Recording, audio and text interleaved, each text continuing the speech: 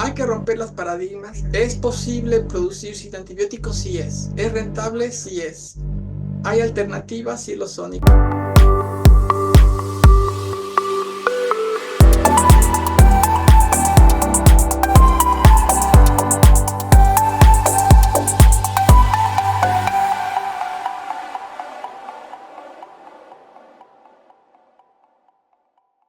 Hola, bienvenidos a otro capítulo de Talk About Feed. Hoy hablaremos de un tema bastante interesante que es la relación entre la resistencia a los antibióticos, los animales y humanos. Para eso tenemos al doctor Guillermo Telles, quien también es editor del libro The Global Antimicrobial Resistant Epidemic, quien les dejaremos también el link para que puedan entrar gratuitamente a leerlo. Bienvenido, doctor. Muchas gracias, Stephanie. Gracias por la invitación. Para mí es un honor estar con ustedes esta mañana. Muchísimas gracias, doctor, por su tiempo. Y para adentrarnos ya en el tema, le quisiera preguntar por qué es tan importante la resistencia a los antibióticos y la relación que tienen entre animales y humanos. Claro, la relación, este es un tema sumamente actual y de gran importancia, Stephanie. La Organización Mundial de la Salud ha estimado que para el año 2050 la primera causa mundial de muertes va a ser causada por la aparición de lo que se conoce como superbugs o superbacterias, que no es otra cosa que los microorganismos, no solamente bacterias, también hay hongos, hay parásitos. eh, que han desarrollado mecanismos de resistencia contra todos los antibióticos que el hombre ha desarrollado. Entonces, ya es una preocupación global mundial y se estima que la primera causa de muerte en el 2050 va a ser causada precisamente por estos microorganismos que son resistentes. Entonces, es el preámbulo de por qué este es un tema tan importante. ¿Y cómo podríamos definir qué es resistencia a los antibióticos? La resistencia a los antibióticos se refiere a la capacidad de las bacterias, de hongos, de parásitos y otros microorganismos para resistir los efectos de los antibióticos, lo que dificulta el tratamiento de las infecciones. Este es un fenómeno que se produce cuando los microorganismos mutan o adquieren genes del medio ambiente que les permiten resistir la acción de los medicamentos antimicrobianos. Y esta resistencia, la resistencia a los antimicrobianos, por otro lado, es un término más amplio que incluye la resistencia de antibióticos, de antivirales, antifúngicos y otros medicamentos utilizados para combatir a estos microorganismos. Es decir, la resistencia a los antimicrobianos es una preocupación global, como lo mencioné, ya que puede afectar la eficacia de los tratamientos médicos que el hombre ha desarrollado para controlar las infecciones. Entonces, la diferencia principal que existe cuando queremos definir, queremos ver cuál es la diferencia entre una resistencia a los antibióticos. Esta se enfoca principalmente a la capacidad que tienen los microorganismos para resistir los antibióticos, mientras que la resistencia a los antimicrobianos incluye la resistencia a una variedad de agentes antimicrobianos. Ambos son fenómenos muy serios de salud pública, salud animal, que llevan a infecciones más difíciles de tratar y a un aumento de la mortalidad asociada a las infecciones. Y cuando usted mencionó que va a ser una de las primeras causas de muerte, ¿cierto? ¿Sí? En humanos, quisiera saber cómo llegamos a este punto, o sea, cuáles son las causas o los determinantes de la resistencia a los antibióticos. Sí, claro. Por ejemplo, te puedo comentar que en este momento, bueno, vivimos la pandemia del COVID y eso hizo temblar al mundo. todo el mundo. Fue una pandemia que ocasionó enormes problemas económicos, políticos, sociales, pero también el día de hoy tenemos otra epidemia mundial que es la obesidad, Ujú. y también ligada a los problemas de diabetes. Estoy hablando de la diabetes tipo 2, no la Claro. diabetes tipo 1, que las diferencias fundamentales están dadas en que la diabetes tipo 1, pues cuando hablamos de diabetes estamos hablando de que tipo 1 afecta al 5% de la población mundial. El 95% de la gente con diabetes es tipo 2.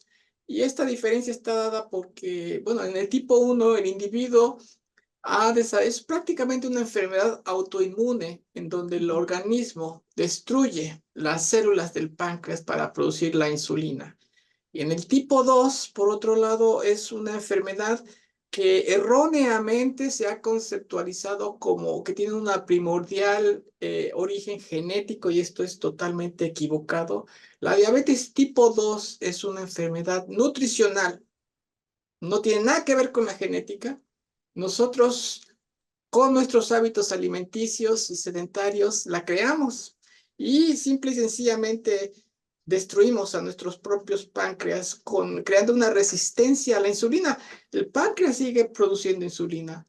El problema es que las células del organismo desarrollan una resistencia a la insulina y ya no responden. Entonces, eso es lo que crea el problema. Y está dado por un incremento de grasa en las células. Entonces, bueno, hoy tenemos estos problemas que es una preocupación mundial. La obesidad es el origen prácticamente de la diabetes tipo 2, y es un problema mundial que está ocasionando enormes tasas de mortalidad por todas las complicaciones que la obesidad y la diabetes tipo 2 ocasionan. Pero para el año 2050 esto va a ser diferente. Es decir, ahorita, sí, es verdad, en Rusia hay una gran cantidad de gente que está muriendo por infecciones por tuberculosis, una enfermedad que había prácticamente, no se hablaba. Hoy hay cepas de Mycobacterium resistentes a todos los antibióticos que se han desarrollado, y eso es lo que está ocasionando una gran mortalidad. Em, en, podemos mencionar que en esta preocupación mundial inició en forma seria en el año 2001 en Dinamarca. En el año 2001 Dinamarca se dio cuenta de la aparición de casos clínicos de humanos con infecciones por enterobacterias, que al ser aisladas, estas salmonelas, E. coli, Campylobacter, Shigelas, se daban cuenta que eran resistentes a todos los antibióticos. Y Dinamarca en el 2001 es el primer país en Europa que crea legislaciones y leyes para restringir el uso de antibióticos promotores de crecimiento en las dietas de los animales, de los cerdos. Sin embargo, 5 años después, para enero del 2006, la Unión Europea en bloque se une a esta política que crea Dinamarca y restringe el uso de los promotores antibióticos de crecimiento en toda la industria animal. Estamos hablando de cerdos, de aves, de bovinos, de peces. Y esto se da precisamente por esta preocupación científica y real de la aparición de estas superbacterias, bacterias resistentes a todos. Y bueno, esta es una situación que se da precisamente, Stephanie, un aspecto muy importante y muy interesante que quiero crear la conciencia en la gente que nos está escuchando es el origen común de los animales en este planeta. Todos nosotros venimos de un tronco común, un microorganismo que se le conoce en inglés, tiene un nombre muy interesante porque se le conoce como el LUCA. por las siglas en inglés que significa Last Universal Common Ancestor. Es el ancestro común universal. Este microorganismo que se crea en los mares primitivos cuando las condiciones de vida ya se establecen, es lo que da origen a todas las formas de vida en el planeta, desde bacterias, que son procariotes, hasta arquea, planta, hongos, animales, todo. Es nuestro ancestro común. Y todos los seres vivos en este planeta, todos estamos interrelacionados. Y lo podemos ver, por ejemplo, cuando vemos que una hormona como la adrenalina, que es una hormona específica para preparar al individuo para pelear o para huir, es decir, estos mecanismos de defensa de los animales, plantas, insectos, aves, peces, todos los animales. Vemos que la acción de esta hormona, o como cualquier hormona, es una acción muy específica. Requiere de un receptor en la membrana de las células para que a través de un mecanismo llave-chapa pueda desarrollar la respuesta que la célula tiene que hacer. Preparar al individuo para pelear o para huir. Todas las células del organismo lo encuentran. Lo interesante de esto es que todos los seres vivos del planeta tienen receptores y producen insulina, esta adrenalina, por ejemplo, y no es la única, serotonina, la hormona de la felicidad también, la encontramos en todos los seres vivos, plantas, animales, hongos, lo que tú quieras. Entonces, este es un concepto muy interesante porque las bacterias normalmente las consideramos como si fueran microorganismos unicelulares, y eso es un grave error. Y ahorita voy a decir por qué. Sin embargo, cuando entendemos que todos los seres vivos en este planeta venimos de un tronco común, es porque hemos venido coevolucionando. Y hoy se habla de un concepto que a mí me encanta, que se conoce como el concepto de One Health o una salud. Y este concepto es extraordinario porque nos está diciendo que nosotros tenemos que preocuparnos no únicamente por lo que viene a ser la salud animal.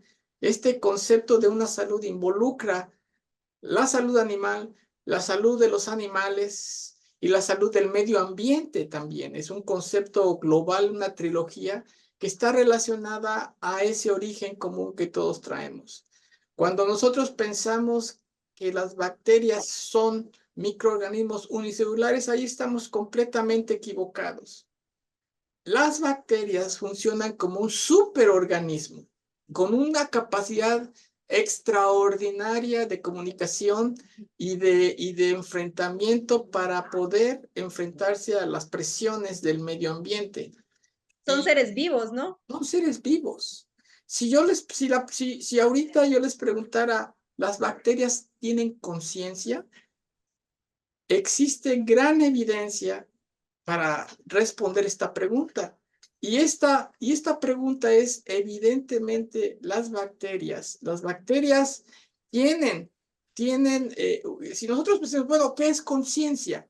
La conciencia viene del latín conscientia, que significa entendimiento o mundo interior. Es un conjunto de funciones que se encuentra en el cerebro, en este concepto de conciencia, de esta definición, pero ha explicado desde varias perspectivas el conocimiento inmediato de un individuo, de su existencia, sus actos y el mundo exterior. Está relacionado conceptualmente con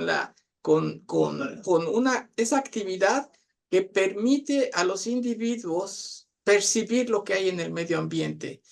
Las bacterias tienen, o en general, hablar de organización social, de reciclaje, de depredación, de detección química, de lo que es el concepto de la gravedad, los campos magnéticos, la luz, presión.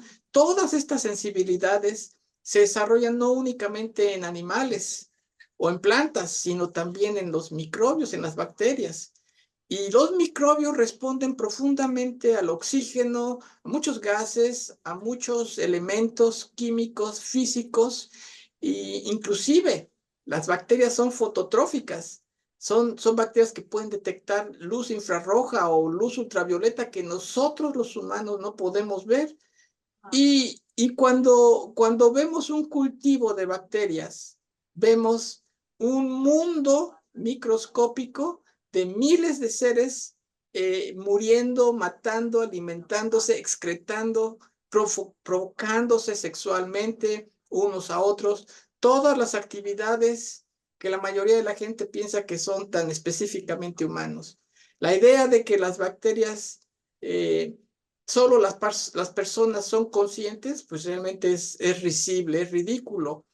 Claro. Y la vida, ha habido una batalla épica universal desde el origen de este planeta, que se ha desarrollado entre bacterias y bacteriófagos y que ocurre hasta nuestros días. Los bacteriófagos son virus que utilizan la maquinaria de la bacteria para poder reproducirse. Las infectan y las bacterias tienen un sistema inmune, Stephanie, que se conoce como CRISPR. Quizás muchos de ustedes ya lo hayan escuchado hablar. CRISPR es una serie de enzimas y bueno, CRISPR es un conjunto de enzimas que en pocas palabras constituye el sistema inmunológico de las bacterias y es extremadamente eficaz. Es tan eficaz que cuando un bacteriófago infecta a una bacteria, este sistema de enzimas lo reconocen y monta una respuesta para poder frenar la infección del bacteriófago.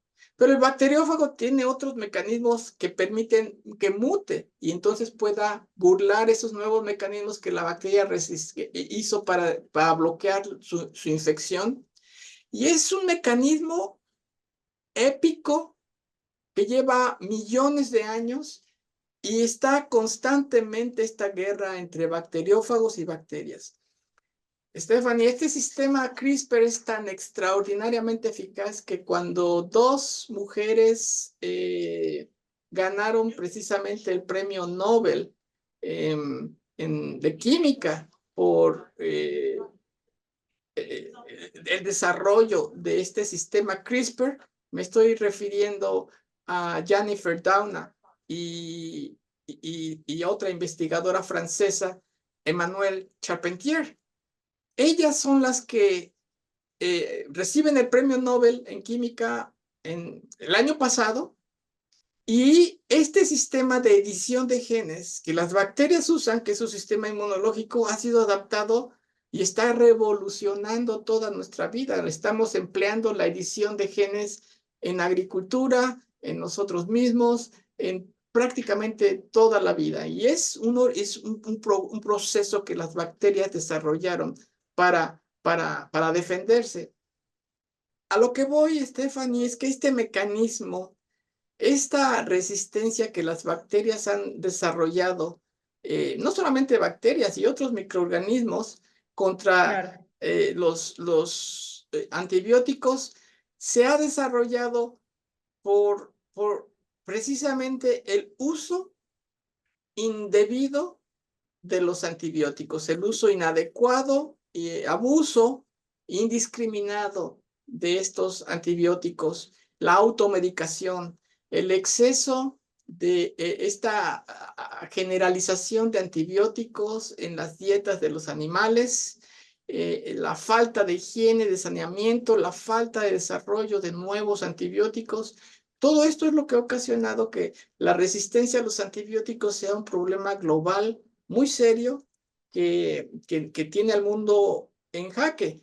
El problema, Stephanie, es que podemos desarrollar un antibiótico todos los días y todos los días las bacterias desarrollarán resistencia por estos mecanismos. Eh, las bacterias fungen como un superorganismo con un poder de comunicación y de organización social que el día que nosotros los humanos lo entendamos y lo comprendamos, vamos a entender que esta guerra de antibióticos contra bacterias porque pues, es una guerra perdida. No tenemos, tenemos que ser muy conscientes y cuidar estas drogas maravillosas que son los antibióticos y que han salvado la vida de millones de personas desde su primera desarrollo, que fue la penicilina por Alejandro Fleming.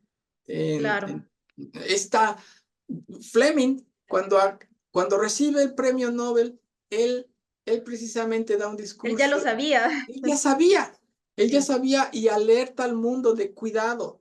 Las bacterias son capaces de desarrollar mecanismos de resistencia. Y bueno, es una realidad eh, que nosotros mismos hemos hecho.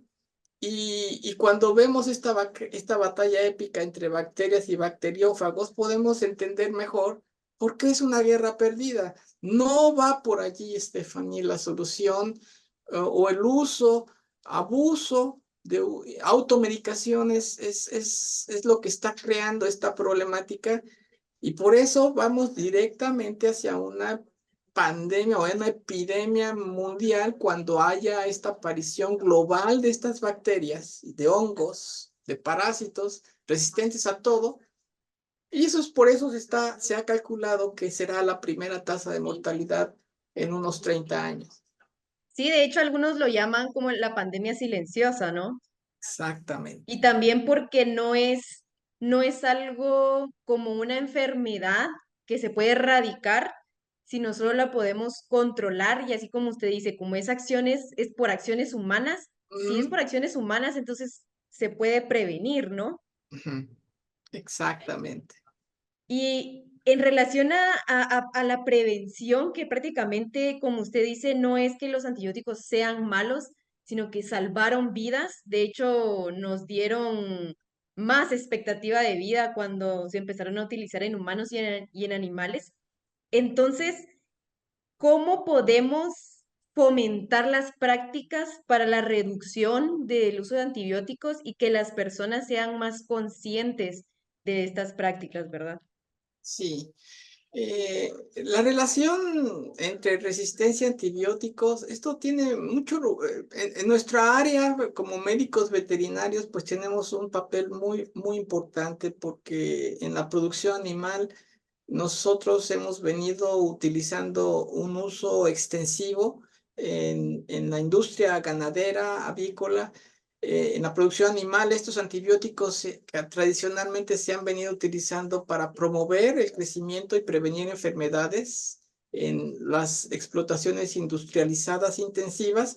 Sin embargo, este uso excesivo y no controlado de antibióticos es lo que ha desarrollado mecanismos de resistencia en las bacterias que al ser eliminadas al medio ambiente contaminan precisamente los pastos, los ríos, los lagos, y ahí es donde el problema de una salud se rompe.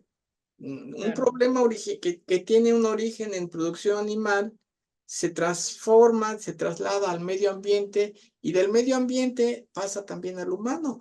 O también la automedicación y los usos, el uso excesivo de antibióticos en los humanos, pues también estas bacterias son excretadas, van a las cañerías, contaminan los ríos, los lagos, el medio ambiente, y es una situación, por eso siempre hablé de este concepto de una salud en donde este problema no es únicamente en la industria pecuaria o humana, sino también involucra, afecta al medio ambiente, y aquí esta trilogía, cuando se rompe esta armonía, es donde vemos estos problemas. Cuando se administran antibióticos de manera rutinaria en la alimentación animal, algunas de estas bacterias se vuelven resistentes y aquí es donde viene el problema por la contaminación o la adquisición de estas bacterias en los seres humanos o la excreción al medio ambiente que contamina y afecta a otras especies. Esta resistencia es un problema que ya desde el punto de vista de salud pública reduce los tratamientos de infecciones por bacterias, por hongos, por parásitos. Y aquí esta resistencia es lo que ha creado un problema global y una preocupación. Cuando nosotros vemos la resistencia La resistencia, esta situación, mira, Estefanía, Estados Unidos es el primer país productor de carne de pollo en el mundo, pero no es el primer país exportador. El primer país exportador de carne de pollo es Brasil en el mundo y desbancó a los Estados Unidos ya por muchos años. ¿Qué es lo que hizo Brasil?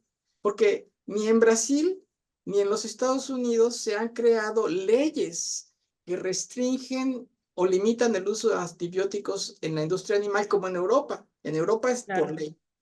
En Estados Unidos, en Brasil, no existen estas leyes que limitan a la industria pecuaria a usar estos antibióticos promotores de crecimiento. ¿Por qué? Pues simple y sencillamente porque ha sido la presión de los consumidores. ¿Qué es lo que hizo Brasil? Brasil escuchó las demandas en países en Europa, en Medio Oriente y en Asia, que son los principales países importadores de carne de pollo. Y Brasil se dedicó a escuchar esas demandas y cambió sus sistemas de producción para que no hubiera residuos de antibióticos en los productos avícolas, carne y huevo. Y con eso, simple y sencillamente cambiando esos procesos productivos, captó el mercado mundial. Es decir, Claro. este cambio de actitud de producción se convirtió en una estrategia internacional para captar esos mercados de productos. Y Estados Unidos no ha logrado alcanzar y recuperar su primer lugar de exportador. Sin embargo, pues te puedo decir que hoy aquí en los Estados Unidos el 60% de las empresas avícolas ya no utilizan antibióticos promotores de crecimiento. Y esto no se ha requerido crear las leyes porque es el mismo consumidor, ya el público consumidor en los Estados Unidos exige producto a la industria, sobre todo, y esto tiene mucho que ver con los restaurantes de cadena rápida. Bueno, estos cadenas de alimentos de comida rápida han tenido tanta presión por el consumidor que exige un producto, una hamburguesa sin antibióticos que simple y sencillamente van con los proveedores y les han presionado para que los eliminen. Entonces, ha sido una cuestión social más que legal, pero el mundo y es concepto, es una situación de conciencia. Y hacia allá, lenta, pero paulatinamente, pero segura, los países cada vez están cambiando esta conciencia, porque desgraciadamente en muchos países latinoamericanos todavía seguimos utilizando estos antibióticos promotores de crecimiento en nuestras dietas de animales porque son muy baratos, porque siempre se ha usado y porque es muy difícil el cambio, porque el concepto de cambiar de alternativas a uso de antibióticos es difícil. Esquema completo de uso de alternativas es muy difícil que un fitoquímico, un probiótico por sí solo pueda sustituir la acción de un antibiótico. Generalmente estas empresas que han cambiado a las alternativas incluyen el uso de probióticos, de prebióticos, de fitobióticos, de ácidos orgánicos, aceites esenciales, enzimas. Si tú me preguntan, y esta es la cuestión más importante, es que si yo uso ese programa, no voy a ser capaz de producir económicamente y ser rentable. Y estoy aquí para decirles que existen muchas empresas en México, en Brasil, en Colombia, en Estados Unidos, que han hecho y cambiado han roto estos paradigmas y sí es posible. Yo los conozco, he visto sus resultados y son totalmente rentables económicamente, los animales son más sanos y es un concepto que tenemos que entender, no es fácil aceptar, pero que es real y hacia allá es donde tenemos que ir. Y también educarnos como trabajadores de salud, ¿no? Con este concepto de una sola salud, ¿usted qué le recomendaría o qué aconsejaría a los profesionales que nos escuchan y que están en toda esta cadena de producción? ¿Cómo implementar o cómo enseñar este concepto de una sola salud? Es un concepto que requiere una concientización en la sociedad, desde los niños en las escuelas hasta la formación de los profesionales, los organismos. Es un concepto multidisciplinario, multiinstitucional que tiene que involucrar salud pública, salud humana, salud ambiental, ingenieros agrónomos. Es un concepto de concientización, como tú lo mencionaste. Este es un problema que nosotros mismos hemos creado y la solución está en nuestras manos. En el momento en que tengamos la conciencia y sepamos que la comunicación que hay en las bacterias, por ejemplo, es extraordinaria. Es un concepto que se llama quorum sensing. Y quorum sensing es, pues, en pocas palabras, es el WhatsApp de las bacterias. Las bacterias no tienen un lenguaje o no usan texto, pero tienen este mecanismo de comunicación químico extraordinario, mucho más eficiente que nuestros sistemas de comunicación. Las bacterias van mucho más adelantadas que nosotros y es un error pensar que nosotros somos más inteligentes que ellas. Ellas, si vemos el concepto y las conceptualizamos como un superorganismo, son Claro, 1000 veces más eficientes que nosotros. Y la guerra, pues si queremos entrar y enfrentar una batalla química contra ellas, te puedo decir que la guerra está perdida, es inútil. En el momento en que nosotros cambiemos la forma de buscar alternativas a promotores de crecimiento, limitar el uso de antibióticos para cualquier resfriado común. Es decir, un resfriado común son virus. claro. Y los Nos virus, previenen los virus. no. Pero qué es lo que hacemos? Yo no sé en Guatemala, pero en México alguien tiene un resfriado y lo primero que hace es ir a la farmacia y comprar ampicilina y automedicarse. Lo mismo pasa en Guatemala. Pensando que con eso se va a eliminar el virus. Y los virus son resistentes a no les hacen nada, un antibiótico no tiene nada que ver allí, pero ¿qué sucede? Pues ahí ve los problemas que hay de estafilococcus y de streptococcus y de estas resistencias. Entonces, el mensaje que quiero dejar aquí a ustedes es esa conciencia de que primero hay que romper los paradigmas. ¿Es posible producir sin antibióticos? Sí es. ¿Es rentable? Sí es. Hay alternativas, sí lo son, y creo que en tu programa, en el programa que ustedes están desarrollando, hablarán de estos tópicos en los siguientes temas. Es decir, sí hay alternativas, sí es posible, y es simple y sencillamente romper el esquema. Mira, yo hace algunos años visité varias empresas en Brasil, en el norte de Brasil, que es la avicultura vieja. La avicultura industrial exportadora de Brasil está en el sur. Y en el norte es una avicultura muy similar a la que hay en el resto de Latinoamérica. Claro. Y ellos, cuando yo llegué y los visité, tienen una práctica de administración de enrofloxacina a Mm, 50 miligramos por kilogramo. La dosis son 10. Ellos están usando ya 50 en el agua de bebida, en la recepción del pollito, por 5 días consecutivos. Y cuando yo dije, ¿por qué? O sea, ¿tienen problemas de micoplasmas o colibacilosis? ¿Es pollito de mala calidad? No, me dijeron, no. Usábamos 20 miligramos, pero veíamos que el efecto de incremento de peso a la primera semana se perdió, entonces por eso lo subimos a 50, fíjate. La enrofloxacina, que aquí en los Estados Unidos está prohibido su uso en animales y la tienen restringida en caja fuerte los médicos únicamente para infecciones en donde ya no hay nada más. claro. Y ahí, pero ¿qué sucede? Enrofloxacina genérica, muy barata, que tiene un efecto de amplio espectro, es utilizado como un promotor de crecimiento y eso no me sorprende que Brasil, en esa región, es la región que tiene la incidencia de Salmonella Heidelberg más elevada en Latinoamérica. Hicimos una publicación que puedo enviarte el link después para que lo Sí, compartas. en donde precisamente demostramos y comprobamos esa práctica de manejo que a mí me pareció un crimen.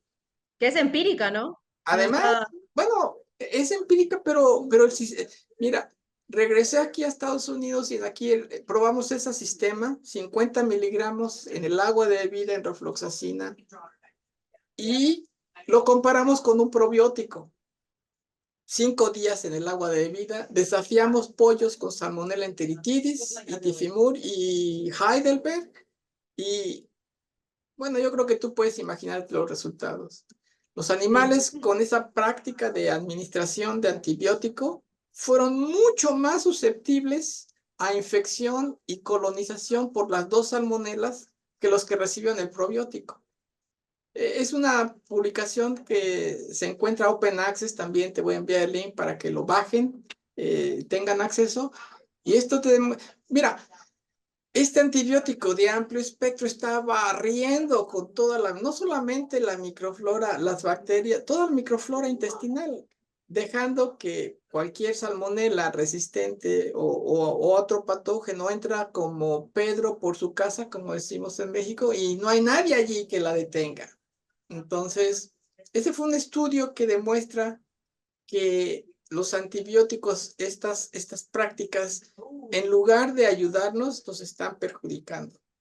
Y ese es el mensaje que quiero dejar en ustedes, la conciencia y comentarles que, bueno, nosotros aquí en el laboratorio en la Universidad de Arkansas hacemos mucha investigación relacionada a estos temas y con mucho gusto, Stephanie, puedes compartir mi correo para que cualquier persona que quiera contactarme, quiera que le comparta información, con muchísimo gusto. De verdad, muchísimas gracias, doctor, por toda la información, la actualización y la explicación que nos mencionó ahora.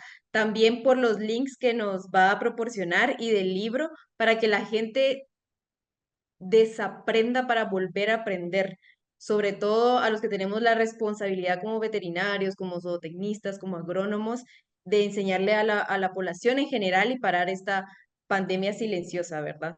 Le quiero agradecer, muchas gracias por su tiempo, muchísimas gracias a la audiencia. Recuérdense suscribirse en nuestros canales de YouTube y Spotify, que ahí estaremos también publicando novedades en las redes sociales oficiales y muchísimas gracias Alianza por hacer posible este capítulo. Nos vemos a la próxima.